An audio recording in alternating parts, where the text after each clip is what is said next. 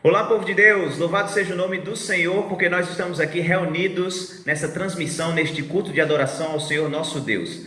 A Bíblia com certeza nos impulsiona, nos motiva a louvarmos a Deus com cânticos, louvarmos a Deus com a entrega da nossa vida, e esse é o principal propósito desse encontro. É claro que as igrejas estão abertas dentro das regras e orientações de saúde, mas muitos dos nossos irmãos não podem estar presentes nas igrejas, então estamos transmitindo o culto para que eles participem, assim como também outros amigos que fazem parte do nosso canal e participam conosco durante todo esse período da pandemia. Então nós vamos louvar a Deus, nós estamos aqui para louvá-lo. Todo ser que respira, louve ao nome do Senhor. E nós vamos dizer ao Senhor que nós queremos estar na presença dEle, não somente no espírito de oração, mas durante todos os dias da nossa vida. Nós vamos louvar o seu nome e rogar que Ele esteja conosco, hoje, neste momento e todos os dias da nossa vida, até o breve retorno de Jesus. Vamos louvar juntos?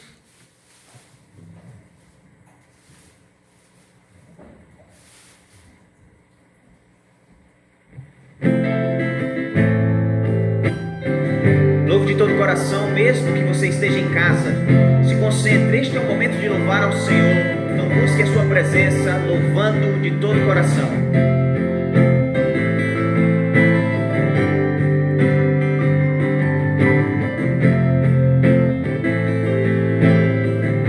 Vamos cantar juntos. Tu és tudo que eu mais quero, o meu fôlego tu és, em teus braços é o meu lugar. Estou aqui, estou aqui. Diga ao Senhor que você ama a sua presença. Pai, eu amo tua presença, teu sorriso é vida em mim.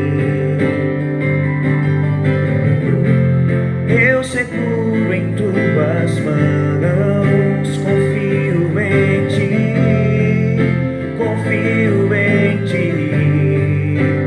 Quero ir mais fundo, leva-me mais perto, onde eu te encontro, no lugar secreto, aos teus pés me rendo, pois a tua glória quero ver.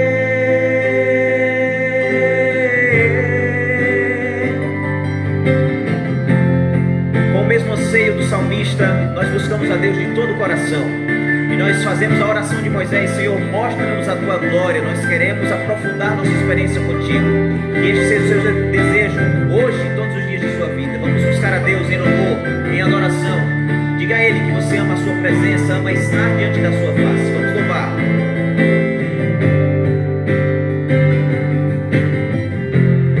Pai, eu amo tua presença, teu sorriso é vida em mim.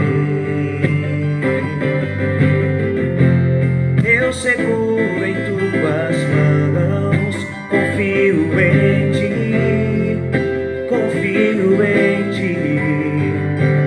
Quero ir mais fundo, leva-me mais perto, onde eu te encontro, no lugar secreto, aos teus pés me rendo, pois a tua glória quero ver. Quero ir mais fundo, leva-me mais perto, onde eu te encontro, no lugar secreto, aos teus pés me rendo, pois a tua glória quero ver. Diga, tudo que eu mais quero é te ver.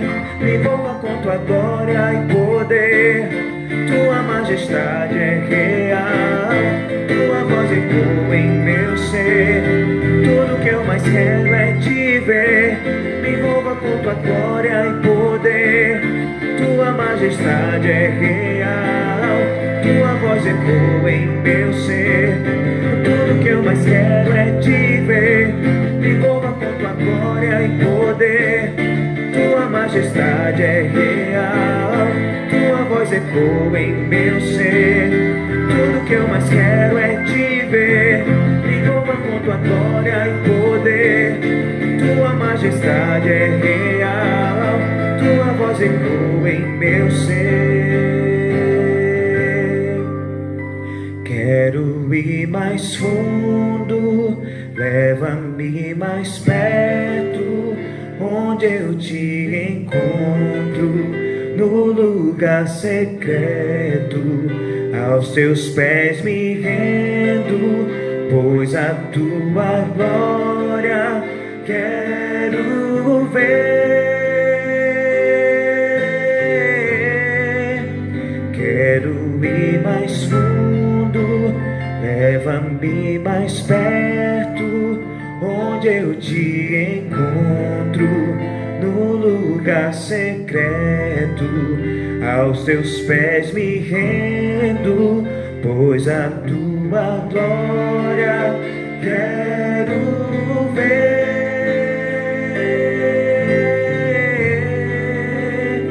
Amém. Louvado seja Deus. Esse é o nosso desejo. Assim como a costa que anseia por águas, nós ansiamos também a presença do Senhor nosso Deus. Nós que cremos no Senhor, nós não pertencemos a nós mesmos. Somos povo de propriedade exclusiva de Deus. Nós estamos em suas mãos e nada pode nos tomar das mãos daquele que governa todas as coisas. Ao Senhor pertencemos, somos ovelhas do seu rebanho. Vamos dizer ao Senhor que nós somos dele. Eu sou teu. Vamos cantar.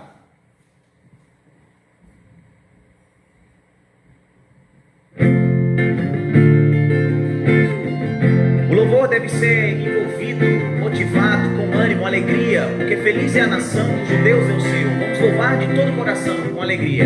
Onde me mandares ir eu sigo, tudo que o Senhor disser repito, já não vivo eu, sou inteiramente teu. Se não for do teu querer eu nego, cada plano em tuas mãos entrego, já não vivo eu, sou inteiramente teu e nada vai me afastar. Estou seguro em tuas mãos, Jesus, e eu sou teu, não sou de mais ninguém. O teu amor me alcançou e devolveu o meu valor. Eu volto a dizer que sou teu e pra sempre assim serei. Nós somos do Senhor, e já que Ele governa a nossa vida, Ele dirige os nossos passos. Louvado seja Deus por isso. Estamos seguros nas mãos do Senhor nosso Deus. Vamos cantar mais uma vez. Onde me mandares ir eu sigo, tudo que o Senhor disser repito, já não vivo eu, sou inteiramente teu. Se não for do teu querer eu nego, cada plano em tuas mãos entrego, já não vivo eu, sou inteiramente teu e nada vai me afastar. Estou seguro em tuas mãos, Jesus, e eu sou teu, não sou de mais ninguém. O teu amor me alcançou e devolveu o meu valor. Eu volto a dizer, sou teu e pra sempre assim serei. Não sou de mais ninguém, o seu amor me alcançou e devolveu o meu valor. Eu volto a dizer que sou teu e pra sempre assim serei. Senhor, louvamos o teu nome porque pertencemos a ti. Somos teus e de mais ninguém. Estamos seguros em tua presença e queremos viver os nossos dias em tuas mãos. Onde me mandares ir, tudo que o Senhor disser, já não vivo eu, sou inteiramente teu. louvado seja Deus. Você e eu, nós pertencemos ao Senhor. Louvado seja Deus, estamos em suas mãos e seguiremos os dias da nossa vida nas mãos do Senhor. Nós vamos dizer ao Senhor que todas as vezes que nós viemos à sua presença, nós nos achegamos a Ele com confiança, junto ao trono de graça, para adorarmos a Ele. Nós estamos aqui para adorá-lo. E você vai dizer: Senhor, eu vim para te adorar. Vamos cantar, vamos adorar o nosso Senhor.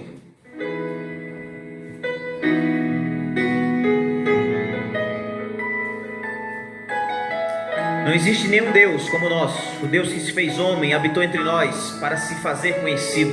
Louvamos o seu nome por isso. Cante comigo. Luz do mundo, vieste à terra para que eu pudesse te ver. Tua beleza me leva a adorar-te. Quero contigo viver.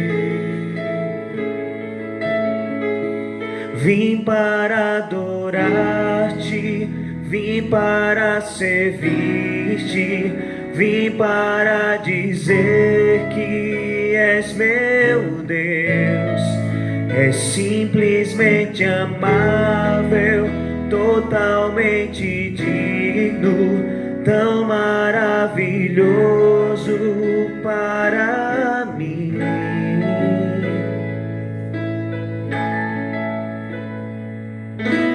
Eterno Rei, em teu nome exalto, és glorioso Senhor.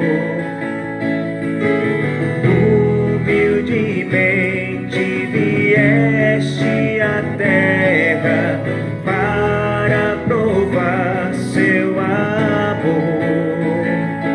Diga comigo de todo o coração: vim para adorar-te, vim para adorar-te, vim para servir-te, vim para dizer que és meu Deus.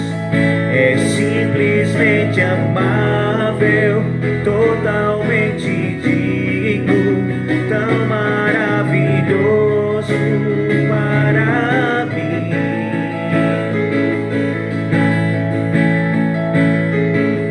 Não sei por que me amou assim. Na cruz Jesus morreu por mim. Não sei por que me amou assim. Na cruz Jesus morreu por mim. Vim para adorar-te, vim para servir-te, vim para dizer que és meu Deus.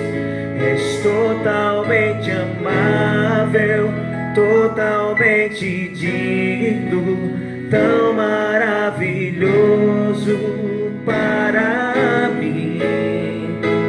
Vim para adorar-te, vim para servir-te, vim para dizer que és meu Deus. És simplesmente amável, totalmente digno, tão maravilhoso para mim. Amém. Louvado seja o Senhor.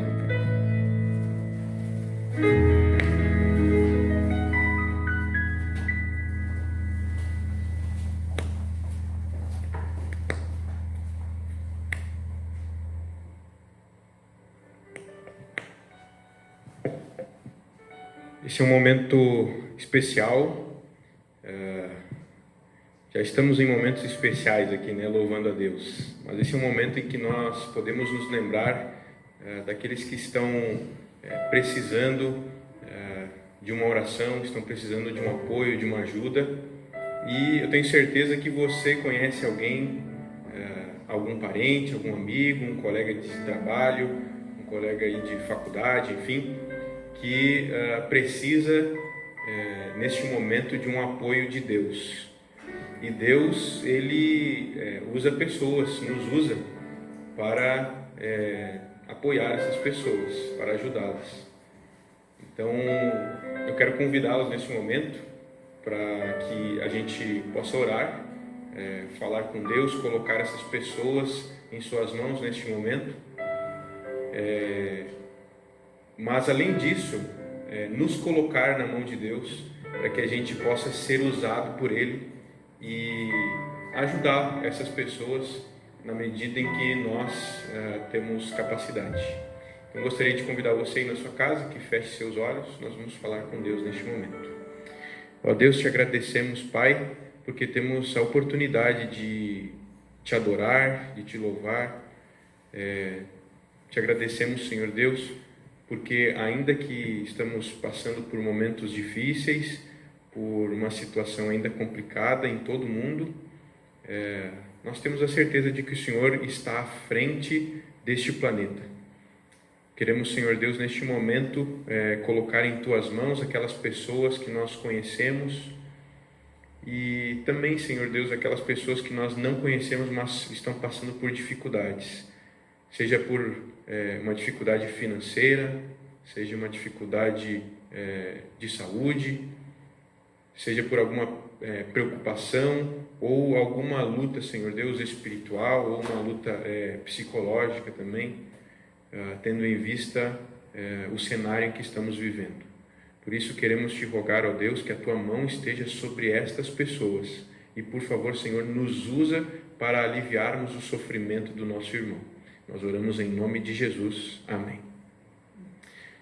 Nesse momento também você terá a oportunidade de continuar adorando a Deus, mas agora com os seus recursos. Neste momento em que nós podemos devolver a Deus aquilo que Ele nos deu, a sua parte, apesar de Deus ser o dono de tudo, Ele nos pede que nós entreguemos a Ele uma parte e que nós administremos com sabedoria o restante que Ele nos deixa.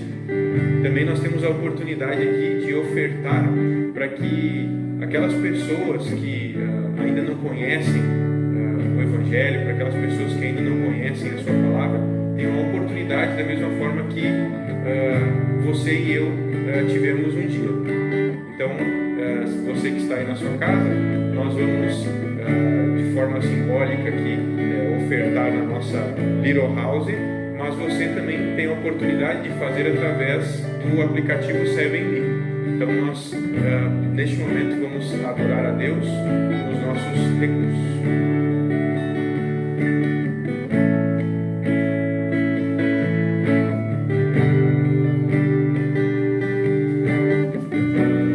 Enquanto louvamos a Deus e adoramos através dos dízimos e ofertas, vamos cantar.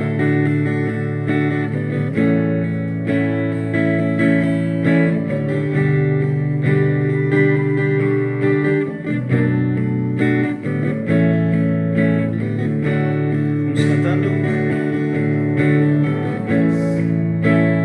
Tudo que há em mim, entrego o meu viver, por amor a Ti, meu Rei, meus sonhos rendo a Ti, meus direitos dou, o orgulho vou trocar pela vida do Senhor. Diga que eu entrego e eu entrego tudo a Ti.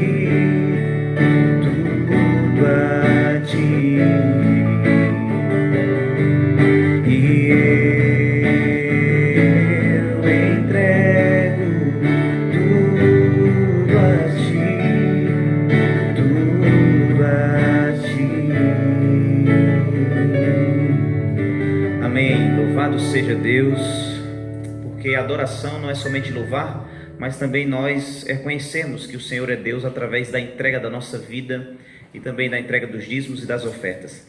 Eu louvo a Deus porque você está acompanhando aqui junto com a gente,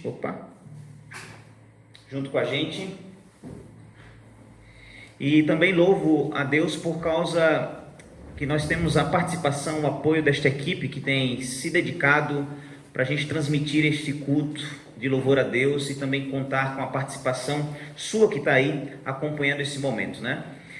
Que bom que a gente está aqui reunido. Este é o momento talvez mais importante do culto, é o momento onde a gente se concentra para a gente ouvir a palavra de Deus, para a gente ouvir a mensagem que o Senhor tem a nos dizer. Então eu quero que você, se possível, se concentre agora, certo? Não deixe nada lhe atrapalhar, porque de alguma forma o Senhor pode falar com você através de sua palavra. Nós cremos nisso. Nós cremos que Deus nos fala por intermédio da sua palavra, que Ele revela a sua vontade e nós conhecemos a sua vontade através da sua palavra. Então eu convido você para que você se concentre agora, ore comigo e nós vamos ouvir então a palavra de Deus nessa manhã, neste momento. Antes de nós orarmos, deixa eu fazer só um lembrete para você, certo? Nossa igreja, no mês de agosto, ela está promovendo ou incentivando os membros para que eles possam fazer a assinatura da lição da escola sabatina. Então, hoje mesmo, se possível, procure os líderes das suas igrejas, da sua igreja, ou alguém da igreja que você conheça, certo? Peça um folder como este. Depois preencha, devolva para ele, certo? Que a gente está listando todos os membros que têm a intenção, o desejo de fazer a assinatura da lição da escola sabatina. Saiba que a assinatura é muito mais vantajoso, você ter a assinatura mais cômodo, mais seguro, do que você ficar o ano que vem, aí 2021, sem saber, certo? Se você vai ter lição ou não, depois ter o trabalho de ir atrás. Então pegue o folder com o seu líder, provavelmente ele vai distribuir ainda hoje aí para você, certo? Ou então procure esse folder digital, né? Nós temos enviado essas mensagens para incentivar você, para que você participe deste movimento de assinatura. Lembrando que nós temos uma promoção para incentivar, né, os membros da nossa igreja, do nosso distrito, que a cada 5 assinaturas que nós fizermos, a igreja vai ganhar uma para poder distribuir para alguém que não tem condições hoje, atualmente, de fazer a assinatura, ok? Então faça parte desse movimento também, quem sabe até doando para alguém, ok? Feche seus olhos aí, nós vamos orar e em seguida nós vamos abrir a palavra de Deus e ouvir a voz do Senhor falando a cada um de nós. Ó Deus, louvamos o Teu nome neste momento, porque Tu és fiel a todos nós. O Senhor nos ama, o Senhor é bem intencionado, o Senhor tem planos maravilhosos para todos nós, nós Te agradecemos por isso. Nós temos a esperança de vida eterna em Cristo Jesus e nós vivemos nossas vidas com segurança, com confiança, mesmo em meio às tribulações, às lutas e aos desafios que nós enfrentamos. Nesta hora nós queremos ouvir a Tua palavra, queremos receber de Ti o pão da vida, queremos ser alimentados, fortalecidos, edificados e temos a certeza de que Teu Espírito ilumina nossa mente, ilumina o nosso entendimento para a gente compreender a Tua vontade para as nossas vidas. Portanto, nos abençoa, toma tudo em Tuas mãos, né? Inclusive o Teu povo que está espalhado em toda a terra, as pessoas que vivem neste lugar, nesta cidade, neste país, no mundo, e abençoa a vida dessas pessoas também, em nome de Jesus, amém. Amém. Você já está com sua Bíblia aí? Espero que sim, certo? Eu quero que você abra sua Bíblia no Evangelho de Mateus. Nós vamos ler um texto no Evangelho de Mateus. É o primeiro livro do Novo Testamento, né? Se você não tem ainda muita intimidade com a Bíblia, Evangelho de Mateus, capítulo 6. Evangelho de Mateus, capítulo 6 é o texto que nós vamos ler, o texto principal aqui deste momento, deste encontro.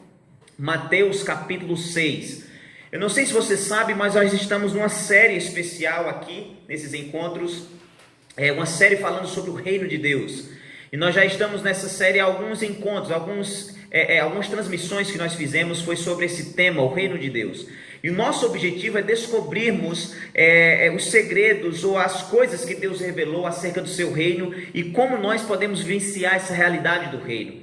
No primeiro dos nossos encontros, a gente percebe que a Bíblia demonstra, ensina que por mais que o reino de Deus seja uma realidade futura, que a gente vai desfrutar pela fé, pela graça de Deus, mas nós vimos na Bíblia que Jesus inaugurou a realidade do reino quando ele veio ao mundo. E essa realidade, o governo, o domínio, a realidade de que o reino de Deus já é algo presente, mesmo que seja incompleto, mesmo que não seja pleno, e isso muda a nossa visão, muda a maneira da gente viver. E a gente viu em vários encontros aspectos da manifestação do reino de Deus e hoje nós vamos dar sequência a esse assunto, ok? Mateus capítulo 6 é o texto que nós vamos ler e nós vamos ler então o versículo 24, Mateus capítulo 6, versículo 24, é um texto muito conhecido, diz assim: Ninguém pode servir a dois senhores, porque ou há de se aborrecer de um e amar ao outro, ou se devotará a um e desprezará a outro. E olha só como termina o versículo 24 desse capítulo.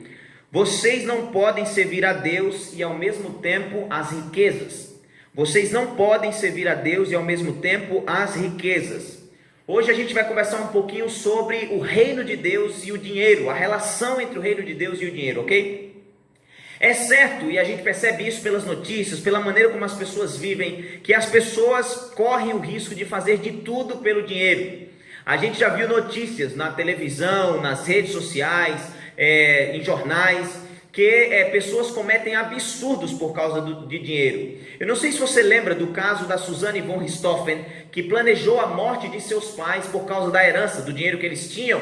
Veja, as pessoas cometem absurdos por causa do dinheiro. Muitos perdem a sua lealdade, os seus princípios. Muitos brigam com os seus familiares, com pessoas que amam. Muitos perdem até o nome, o bom nome, a reputação. O dinheiro é capaz de influenciar pessoas a fazer coisas terríveis.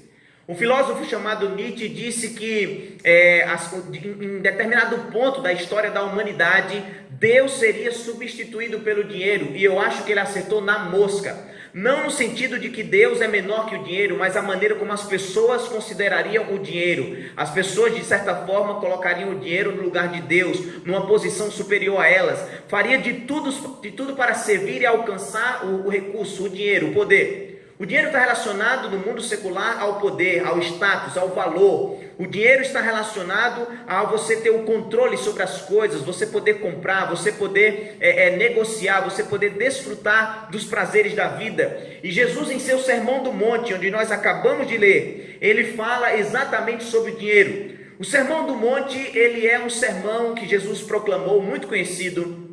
E o objetivo desse sermão é demonstrar para aqueles ouvintes e para nós que vivemos hoje como é a vida do reino de Deus, ou como é o estilo de vida daqueles que seguem a Jesus, daqueles que desfrutam da realidade do reino de Deus. E é claro que Jesus ensinou muitas coisas nesse sermão, mas dentro desse contexto, desses ensinos, desse conjunto de ensinos preciosos sobre a vida do reino, Jesus tocou no assunto do dinheiro. Jesus tocou e assim, esse assunto a respeito das finanças, do ouro, do tesouro, do poder por causa das riquezas, é um assunto muito comum na Bíblia. Nós percebemos muitos homens de Deus que tiveram posses, e eu não estou dizendo aqui que você ter dinheiro é um pecado, é algo errado, de maneira alguma. Você pode ter dinheiro, não é um problema isso, você vai entender melhor no decorrer do nosso diálogo. Mas nós percebemos que muitas pessoas tiveram dinheiro, e no Novo Testamento, principalmente nos Evangelhos, nós encontramos muitas referências que Jesus fez em seus ensinos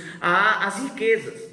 Tanto referências de certa forma positivas, mas a maior parte são referências ou ensinos para levar os seus discípulos, os seus seguidores, a refletir sobre o perigo que as riquezas podem trazer. Por exemplo, nós vemos ali que Jesus disse que dificilmente um rico entra no reino dos céus, e que é mais fácil passar um camelo pelo fundo de uma agulha do que um rico vivenciar a realidade do reino de Deus. Eu não sei se você lembra desse texto. A gente percebe, por exemplo, vários momentos em que Jesus se encontrou com pessoas que tinham dinheiro, só que a gente percebe, por exemplo, que pessoas amavam mais o dinheiro do que a vontade de Deus. Nós percebemos, por exemplo, pessoas que usaram o seu dinheiro para poder tentar adquirir a vida, e a gente percebe nos evangelhos que o dinheiro, por mais que possa muitas coisas, não pode dar a vida e a alegria. Enfim, se a gente pudesse fazer aqui um estudo sobre o significado do dinheiro nos evangelhos e no Novo Testamento, a gente conversaria durante muito tempo, e não é meu objetivo aqui. Eu só quero dizer para você que, por mais que a Bíblia fale sobre a vida espiritual,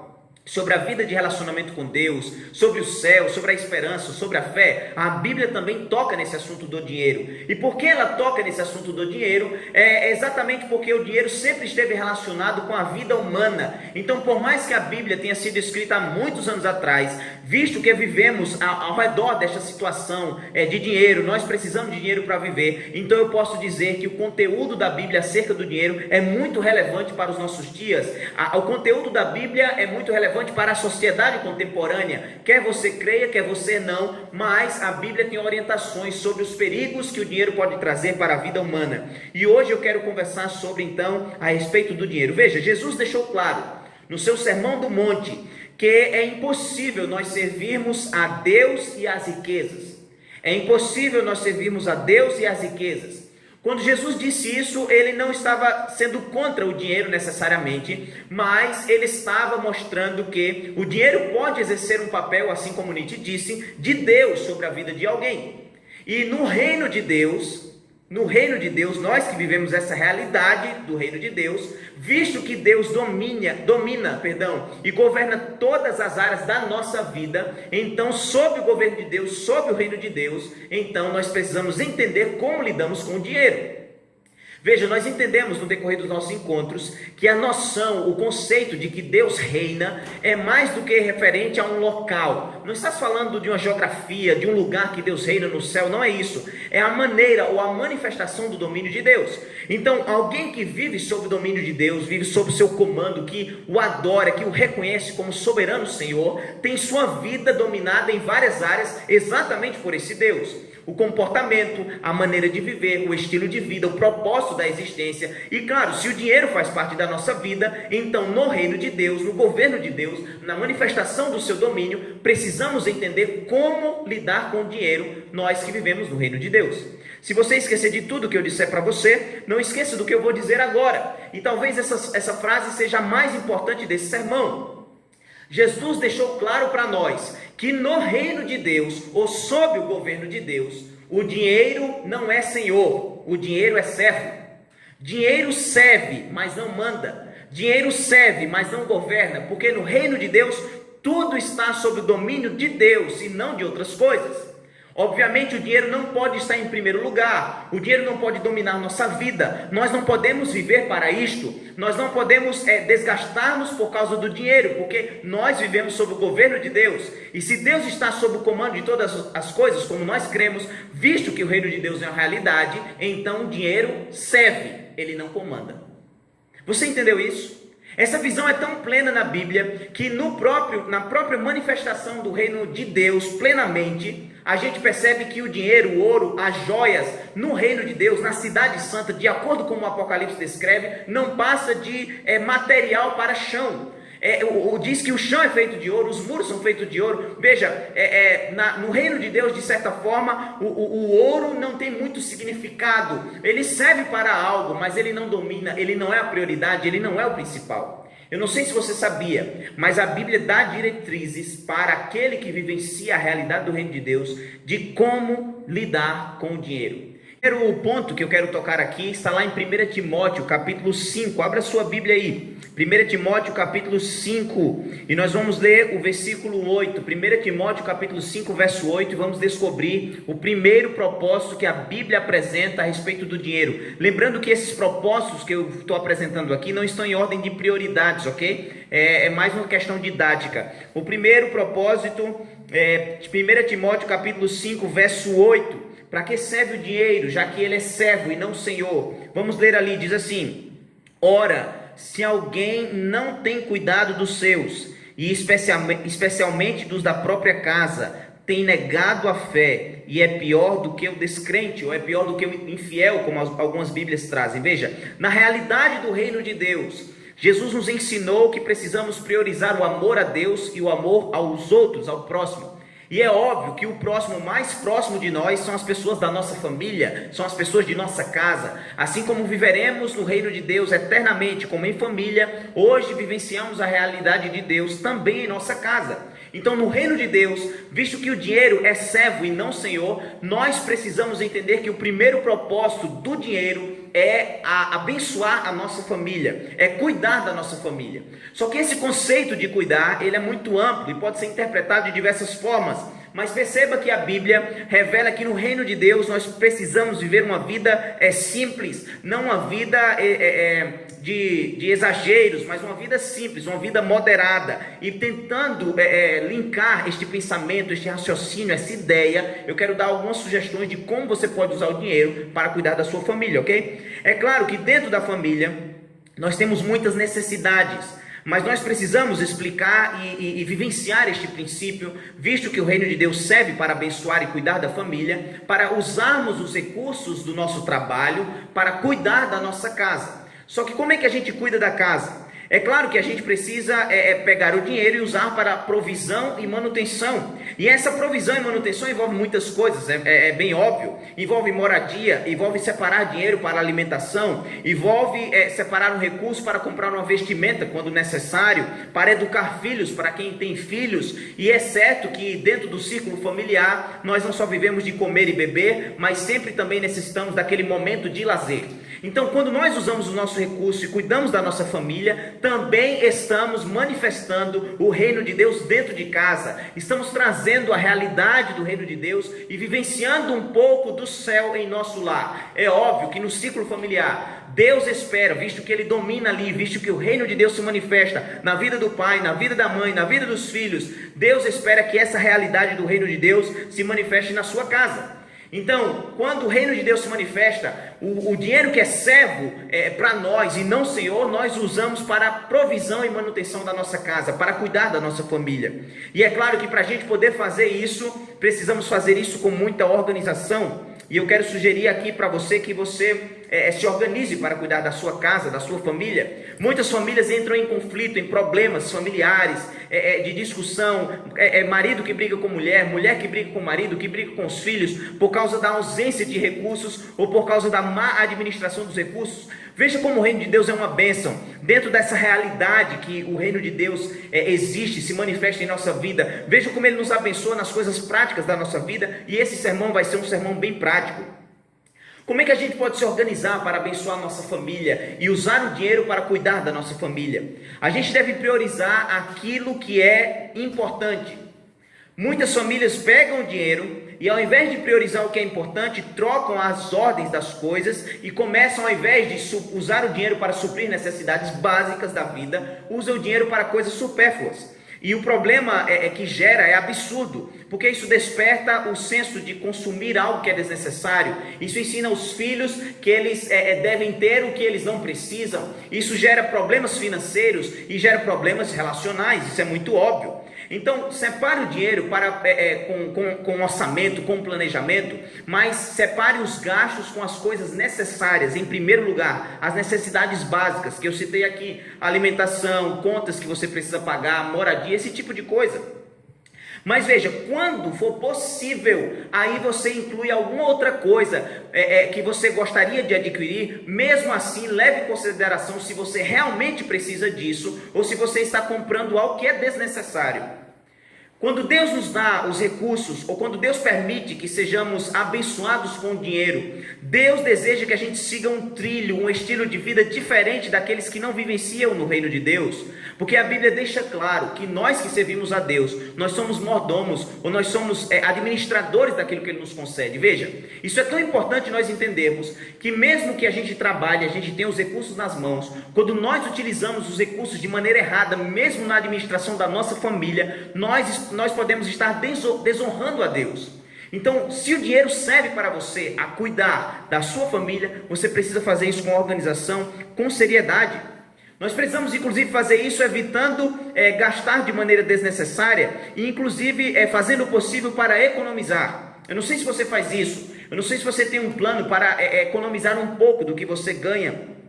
Se você já ouviu falar da expressão bíblica chamada contentamento, a Bíblia apresenta na nossa relação com as finanças, com os recursos, que nós precisamos nos alegrar com a vida tranquila, a vida moderada. Existe o conceito que nós vivemos hoje no mundo contemporâneo, um conceito que é contrário ao conceito de contentamento. O conceito é o seguinte: você nunca está satisfeito, é a ideia do consumir e nunca se fartar. A Bíblia fala disso no livro de Provérbios, a Bíblia fala disso no livro de Eclesiastes, diz que aquele que consome, aquele que ama as riquezas, sempre está buscando e nunca se farta, nunca se sacia. Veja, no reino de Deus, os que creem no seu nome e no seu domínio, eles vivem um contentamento da vida moderada, da vida simples. Eles não estão em busca desesperados de mais coisas, e ter mais coisas, e ter mais coisas. Não, eles entendem que aquilo que foi dado para eles, para que eles mantenham a família deles, é o suficiente para que eles vivam bem, tranquilo, dêem uma vida digna para os seus familiares, mas eles compreendem que eles não podem ou não devem usar os recursos para comprar aquilo que é desnecessário. E vocês vão entender o porquê. É por isso que quando nós entendemos a manifestação do reino de Deus, e entendemos que o dinheiro é um instrumento para cuidar da família também, nós vamos conscientizar os membros da família, tanto o pai, quanto a mãe, quanto os filhos, para que cada um faça parte desse processo de vivenciar a realidade do reino de Deus e entender que o dinheiro que existe ali naquela família, em primeiro lugar, é para manter as necessidades da família e não para comprar coisas desnecessárias. Como é que a gente apoia dentro da família essa realidade? Nós apoiamos quando aqueles que podem trabalham e um não é um peso para o outro, dentro do possível, quando ambos fazem parte desse movimento de suporte, de apoio. É claro que em muitas circunstâncias, às vezes um pode trabalhar e o outro não consegue trabalhar, às vezes um tem condições de trabalhar e o outro não tem condições de trabalhar, às vezes por uma enfermidade, às vezes pela circunstância que nós estamos vivendo. Entenda bem o que eu estou querendo dizer. Eu estou querendo dizer que dentro do ciclo familiar, visto que o dinheiro é usado para manter a família, abençoar a família, todos precisam fazer parte de alguma forma. Os filhos precisam entender que eles não podem sair pedindo coisas de maneira desnecessária aos seus pais, e os pais também devem educar os filhos para que eles compreendam que o desnecessário deve ser descartado, exatamente porque Deus deu dinheiro para manter a família e não para usarmos de maneira assim inadequada. No reino de Deus, visto que o dinheiro é servo, nós precisamos fazer um planejamento tanto para o presente quanto para o futuro.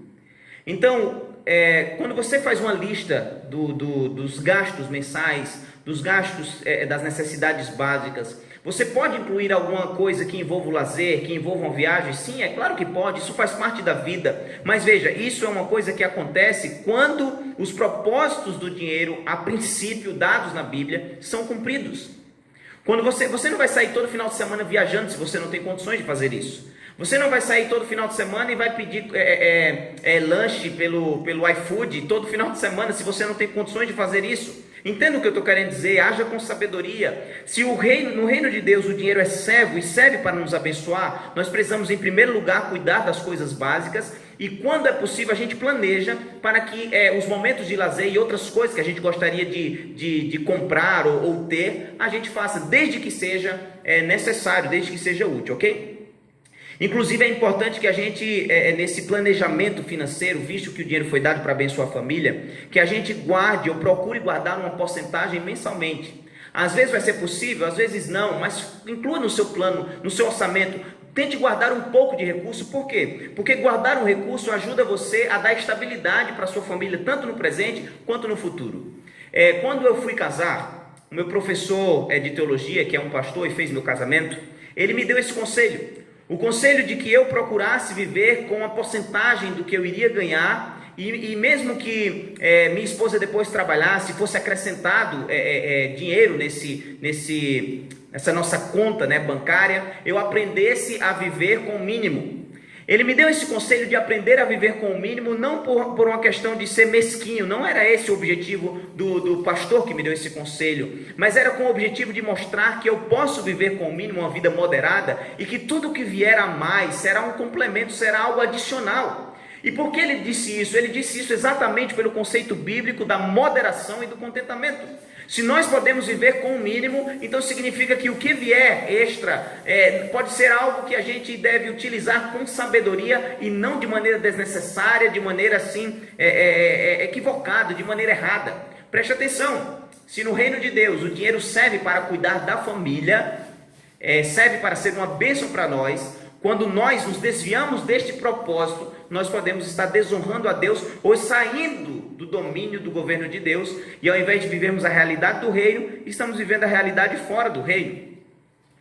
Então, amigo, você que está assistindo, minha amiga que está assistindo aí, que está participando dessa transmissão, o dinheiro é uma bênção e pode ser uma bênção, se você usar dentro da maneira como Deus lhe orientou. E a primeira forma que a Bíblia diz é: use o dinheiro para cuidar da sua família. Se você sai comprando coisas desnecessárias, usando cartão de crédito, sai comprando e endividando, você está amaldiçoando a sua família, porque você vai entrar num grande problema e você vai se desviar do propósito que Deus deu, em primeiro lugar, para o dinheiro na sua vida, ok? Então use o dinheiro para cuidar da sua família. O segundo texto que nós vamos ler aqui, para a gente entender mais profundamente sobre esse assunto, está lá em Efésios capítulo 4, versículo 28. Efésios capítulo 4, versículo 28. Abra sua Bíblia aí comigo. Efésios 4, versículo 28. Temos visto até aqui que no reino de Deus tudo está sob seu domínio, inclusive os nossos recursos, que são dele, por sinal. E a primeira forma, a primeira maneira como nós devemos usar o dinheiro é cuidando da nossa casa, cuidando da nossa família. Mas a segunda forma que a Bíblia apresenta, o segundo propósito do dinheiro sobre o reino de Deus, está lá em Efésios 4, versículo 28. Leia comigo aí, por favor. Diz assim: aquele que furtava, não furte mais. Agora preste atenção. Antes trabalhe. Preste atenção na leitura. Fazendo com as próprias mãos o que é bom, para que tenha com que acudir ao necessitado. Olha só que poderoso esse texto. Aquele que furtava, não furte mais, trabalhe, mas Paulo faz a comparação de uma vida anterior que tirava do outro, de uma vida que está em Cristo. Ele compara, o que estava sem Cristo pode talvez ter vivido uma vida de ladrão, mas agora aquele que está em Cristo, ele pode e deve viver uma vida de trabalho, de esforço, de honestidade, a ponto de usar os seus recursos para abençoar aquele que não tem. A Bíblia deixa claro que a religião verdadeira é abençoar pessoas. Tiago fala isso em Tiago capítulo 1, versículo 27. Inclusive em várias partes dos Salmos, em várias partes de Provérbios e de todas as Escrituras, nós percebemos essa intenção de Deus em sermos um instrumento de bênção para aquele que não tem nada. Então perceba, os recursos que você tem e que eu tenho sob o domínio, sob o reino de Deus, são usados para abençoar a família? Sim, é verdade. Mas Deus também destinou um segundo propósito para o recurso, para o dinheiro. Visto que ele serve e não governa a minha vida, eu não posso reter todo o dinheiro para mim, é o que a Bíblia está dizendo, não é? A gente não deve fazer isso. A Bíblia está dizendo que nós precisamos usar o dinheiro para abençoar aquele que não tem, é isso mesmo. Então o segundo propósito do dinheiro na vida daqueles que vivenciam o reino de Deus é usar o dinheiro para abençoar pessoas. E como é que nós abençoamos, como é que nós vivenciamos isso? Preste atenção. Nós às vezes, de certa forma, até para aliviar a nossa consciência, nós às vezes usamos recursos para abençoar pessoas, é verdade, mas nós fazemos isso de maneira assim esporádica, de maneira quando as oportunidades aparecem, de maneira que a gente, de vez em quando, a gente separa um recurso e ajuda ali alguém. Ok, isso é uma bênção, maravilha. Só que veja, a Bíblia está dizendo que aquele que vive sob o reino de Deus, ele não faz isso de maneira esporádica, mas ele é um abençoador porque é o estilo de vida dele. Ele entendeu que como mordomo, como servo de Deus, ele usa o dinheiro para cuidar da sua família, mas sempre, de maneira regular, frequente, ele está usando o recurso para abençoar pessoas que são necessitadas, pessoas que são desfavorecidas. É isso mesmo. O que eu estou querendo incentivar você é o seguinte: se você crê em Jesus Cristo e se você vivencia a realidade do reino de Deus, o dinheiro que Deus lhe dá é para abençoar a sua família? Sim, é verdade, mas o dinheiro que Deus lhe dá, e aí você vai entender o papel de economizar na família também, é para que você, em economia, use esse dinheiro não só para a sua poupança, não só para a sua vida, não só para comprar, quem sabe, uma televisão que foi um lançamento, mas use esse recurso para abençoar vidas. É isso mesmo que a Bíblia está dizendo. A Bíblia está dizendo que os cristãos devem separar uma porcentagem mensal da sua renda, planejar um ritmo de solidariedade, não somente separar um dinheiro a cada mês para abençoar pessoas, mas também vivenciar esta vida de solidariedade, vivenciar esta vida de abençoar até o ponto de sentir a dor de quem está precisando, até o ponto de perceber que aquilo que você está doando, de certa forma, poderia ser usado em algo supérfluo, mas você está fazendo um sacrifício para usar o recurso da maneira que Deus ensinou. A Bíblia mostra, portanto, que aquele que vive sob o reino de Deus, ele usa o dinheiro para abençoar sua família, sim, mas ele também economiza para abençoar vidas. Isso é fantástico, não é? Numa sociedade que nos ensina, nos impulsiona a ter mais e mais e mais e mais, quem sabe por status, por poder, para que a gente se sinta valorizado, para que a gente se compare com outras pessoas. No reino de Deus, Deus ensina princípios diferentes. Deus ensina que o nosso recurso, ou o recurso que Deus nos dá, é para cuidar de nós mesmos, sim, mas também para cuidar dos outros. Na verdade, quando nós usamos o recurso para cuidar dos outros, Deus está nos usando para atender os seus filhos. Porque quando nós atendemos o desfavorecido, de acordo com as Escrituras, nós o fazemos para Cristo. Afinal de contas, não ensinou ele em Mateus 25, que quando ele vier e separar bodes e cabritos, ou separar as pessoas, ovelhas e bodes, que ele faz distinção, ele não ensina que essas ovelhas que estão preparadas para o reino de Deus não são aquelas que deram pão ao faminto, deram água ao sedento, não praticaram ações solidárias. E nessa comparação que Jesus faz entre bodes e ovelhas, nada mais é do que o motivo de que os bodes, que são na parábola, são destinados à condenação. Os bodes vivem para si mesmos, eles não vivem para os outros. As ovelhas vivem bem umas com as outras, elas compartilham do alimento, da grama, mas os bodes comem tudo e não deixam nada para ninguém. Jesus está ensinando, portanto, que quando nós somos abençoados com recursos, de maneira rítmica, sempre nós devemos abençoar as pessoas. É por isso que devemos fazer as economias no nosso planejamento familiar. Não é por ser mesquinho, é para abençoar as vidas. Abençoar as vidas. Então, nesse estilo de vida, a Bíblia nos impulsiona não somente a fazer isso no nível individual, mas nos unir com grupos de pessoas, começando pela nossa família, ensinando o nosso cônjuge, ensinando os nossos filhos que os recursos precisam ser usados para abençoar as pessoas, se unindo à igreja neste movimento, onde todo mundo se junta e vivencia mensalmente, regularmente, essa bênção ou esse ato de abençoar pessoas com seu dinheiro. Motivando outros, dando as mãos com ONGs que se preocupam com a situação dos desfavorecidos. Mas preste atenção, a vida de beneficência deve ser uma vida em que você ajuda diante de oportunidades que aparecem, mas também você cria oportunidades, você procura quem está precisando, você se envolve diretamente no trabalho, não somente dá o dinheiro e some, não somente dá a cesta básica e vai embora, você está junto com aquele que precisa, vivenciando da mesma forma que Jesus ensinou. Mas preste atenção nesse último conselho que eu quero dar para você. Quando você usar o recurso que Deus te deu para abençoar pessoas, a Bíblia deixa claro que você deve fazer isso com prudência. Você deve fazer isso com sabedoria. E o que é fazer isso com sabedoria? Por mais que você economize para abençoar pessoas, mas você precisa entender uma coisa. Quando você abençoa a vida do outro, você deve fazer isso com um limite. É claro que deve fazer com um limite. E o primeiro limite que eu quero aconselhar você, de acordo com a verdade da Bíblia, é o seguinte: você não pode causar dano ao mais próximo que é seu, que é a sua família. E quando eu falo causar dano, não é o dano de coisas supérfluas, ok? Não é o dano daquele celular do lançamento que seu filho quer e que é desnecessário talvez. Não é sobre isso que eu estou falando, mas é causar dano às necessidades básicas.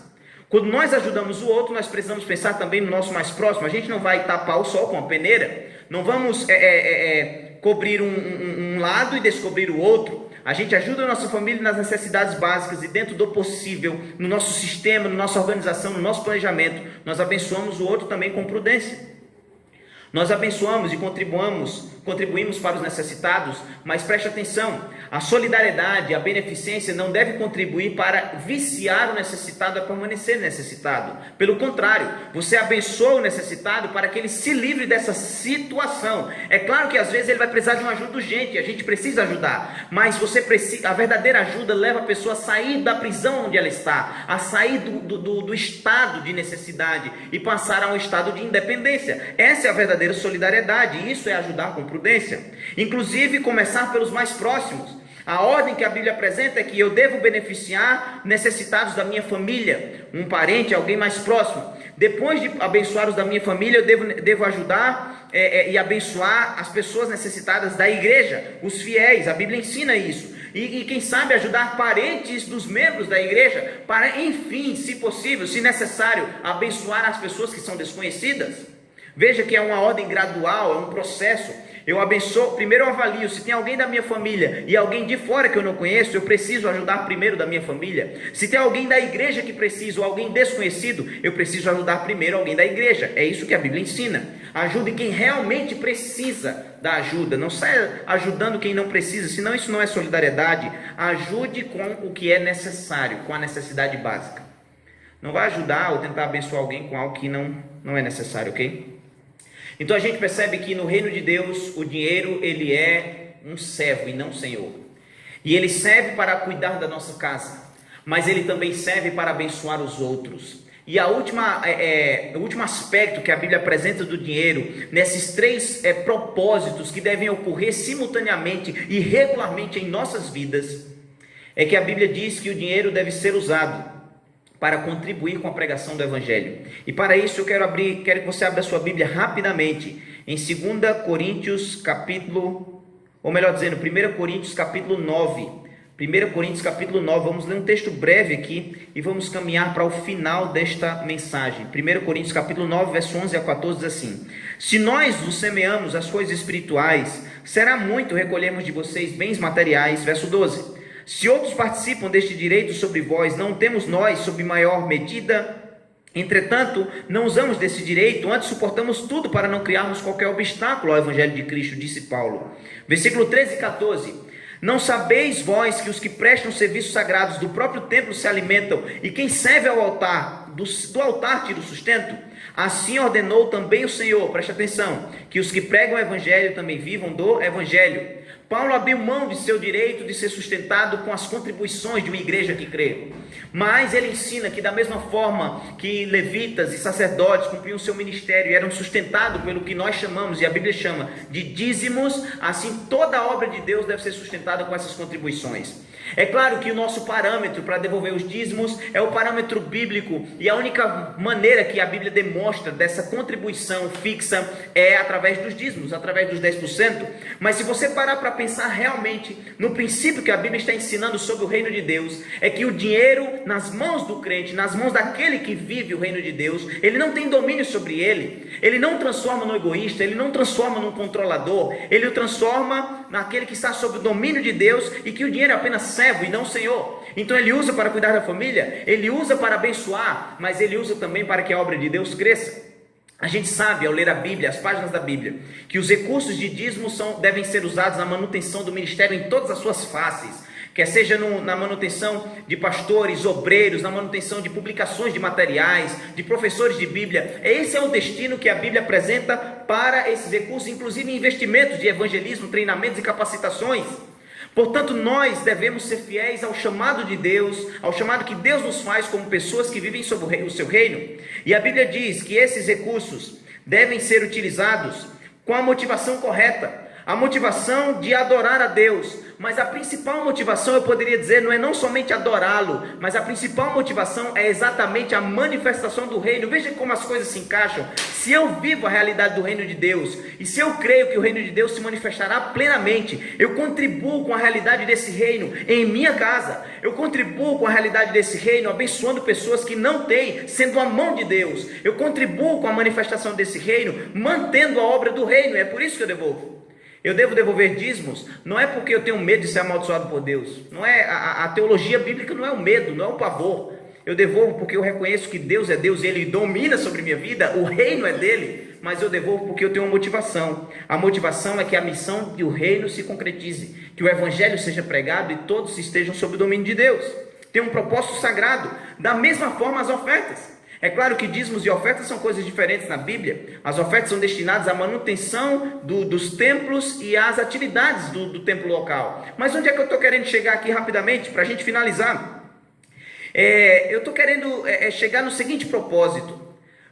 Todos que vivem sob o domínio e o reino de Deus, tudo em sua vida vai estar sob o controle do Senhor, inclusive o dinheiro.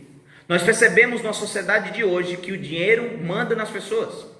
Domina as pessoas como um Deus, como um adversário de Deus, se é que eu posso dizer, como um ídolo. Só que aqueles que estão sob o domínio de Deus, eles não são controlados pelo dinheiro. Eles não são movidos por mamon, pelas riquezas, como Jesus disse. É impossível servir a Deus e às riquezas. Eles têm o domínio de Deus sobre suas vidas e eles usam o recurso dentro do propósito que Deus entregou para eles. Os propósitos que Deus nos deu, de usarmos os recursos que Ele nos concede, como mordomos, como administradores das finanças que existem no mundo, é que as finanças sejam usadas para abençoar nossa casa, com cautela, com prudência, com sabedoria, com os gastos necessários, com a vida moderada, de contentamento. Que o dinheiro seja usado para abençoar pessoas de maneira regular. Amigos, precisa fazer parte do nosso orçamento, dos nossos gastos, precisa ser uma conta nossa, ajudar pessoas, todos os meses, regularmente, precisa fazer parte. E é claro e óbvio, que dentro desse parâmetro, dentro dessa visão, nós precisamos ser fiéis a Deus nos dízimos e nas ofertas. Quando nós olhamos na Bíblia, principalmente no Antigo Testamento, No Novo Testamento é muito mais. A intensidade dos crentes, por entender que o reino de Deus é uma realidade, é que eles davam a vida por isso. Eles entendiam que nada era deles, nada era deles. Como nós precisamos aprender com essas pessoas. Mas no Antigo Testamento a gente percebe essa intenção, nas leis que Deus entregou. Nós precisamos deixar que Deus tome conta de tudo que é nosso, inclusive das nossas finanças. Eu quero finalizar esse sermão incentivando você a pensar nessas duas frases que eu vou ler aqui. Frases de homens de Deus, homens que entenderam realmente a manifestação do reino de Deus. O primeiro deles é um camarada chamado John Newton. Ele escreveu muitos livros. Olha só o que ele diz, é muito poderoso, muito impactante. Ele está falando sobre esse assunto, o assunto do dinheiro. Veja só. Geralmente, em primeiro lugar, tomamos providências para nos abastecermos o máximo possível de bens de primeira necessidade. Está falando da nossa vida, de comodidades e de não poucos refinamentos da vida. Depois disso, buscamos fazer um bom pé de meia, como se diz, para quando olharmos para os nossos filhos e familiares, aquietarmos o coração dizendo, eles estão bem cuidados. Não é assim mesmo? E ele continua dizendo, depois de fazermos essas coisas e de conseguirmos tudo isso e mais um pouco, talvez a gente se contente por amor a Cristo em ofertar aos pobres uma parte insignificante do que nos sobra. Quem sabe 10% ou 20% do que gastamos ou do que entesouramos para nós mesmos. Agora preste atenção no que ele vai dizer. Ora, será que dessa forma fazemos mais do que os outros? Será que multidões de pessoas que nunca ouviram de Cristo e de seu reino não agem da mesma forma? Que poderoso! Ele está mostrando que cristãos, por crerem no reino de Deus, deveriam ter uma postura daqueles que nem ouviram falar de Cristo. Porque incrédulos, pessoas que nunca ouviram falar do Evangelho, também ajudam os outros, e às vezes ajudam muito mais. Deus está dizendo que nossa vida não pode ser assim. Os recursos e o dinheiro sobre o reino de Deus devem ser usados com o propósito que Deus deu para cuidar da família, cuidar dos outros e contribuir com a obra de Deus. Olha só o que Basílio disse, a última frase que eu quero ler. E esse é muito impactante. Ao estudar sobre esse assunto na Bíblia, isso mudou a minha visão completamente. Veja o que ele disse. Preste atenção, viu? É o pão do faminto que mofa na tua despensa. É a roupa do nu que está pendurada inutilmente em teu guarda-roupas. É o ouro do pobre que enferruja no teu cofre. Que poderoso! Irmãos, Deus está nos desafiando a tomar uma postura e seguir um rumo diferente daqueles que não creem em Deus no seu reino. A entendermos que o domínio do dinheiro não é nosso, mas de Deus. Somos só administradores. E Deus nos abençoou sobremaneira para que a gente cuide de nossa família e dê uma vida digna para ela, uma vida moderada, com contentamento. Deus não quer que você viva uma vida destruída, não é isso que eu estou dizendo. Deus quer que você seja feliz com o que Ele lhe dá, mas precisa fazer parte da sua vida, da minha vida. O cumprimento desses propósitos, do recurso na vida nossa. Precisamos usar o dinheiro para abençoar pessoas.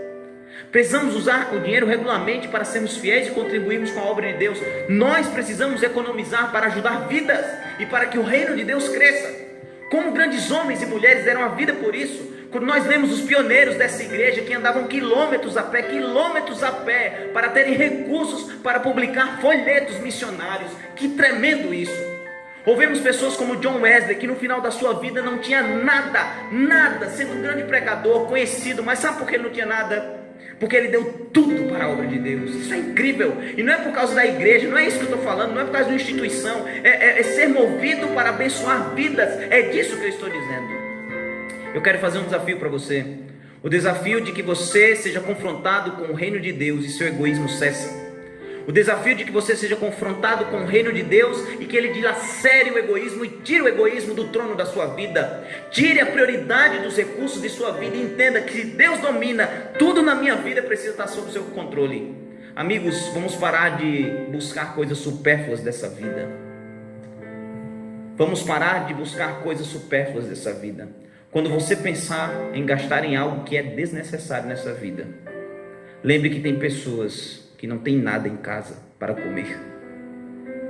Quando você desperdiçar o seu alimento com besteiras, pense que tem pessoas que não têm a roupa para vestir. Quando você, quem sabe, for tentado a ser infiel a Deus, sendo contribuinte livre, porque Deus ama quem dá com alegria, não é por medo do seu reino. Fique se perguntando se você realmente crê nisso. Deus quer chamar você a ser fiel. Fiel a Deus com o uso dos recursos. Porque no reino de Deus, o dinheiro, ele é servo e não senhor. Quer você seguir esse conselho bíblico? Quer você submeter sua vida, inclusive o controle das suas finanças, sob o domínio de Deus? Deus te chama para usar os recursos da maneira como Ele orientou. Cuide de sua casa, abençoe os outros, contribua com a obra de Deus, a pregação do Evangelho. Convido você a fechar os olhos e orar. Orar comigo e seguir o exemplo desses homens e mulheres de Deus. Ó Deus, te louvamos por Tua palavra. Ela nos orienta até a maneira como nós devemos lidar com os recursos. Nós precisamos entender que não somos donos de nada. Não somos donos da vida, não somos donos de dinheiro, não somos donos de nada, Senhor.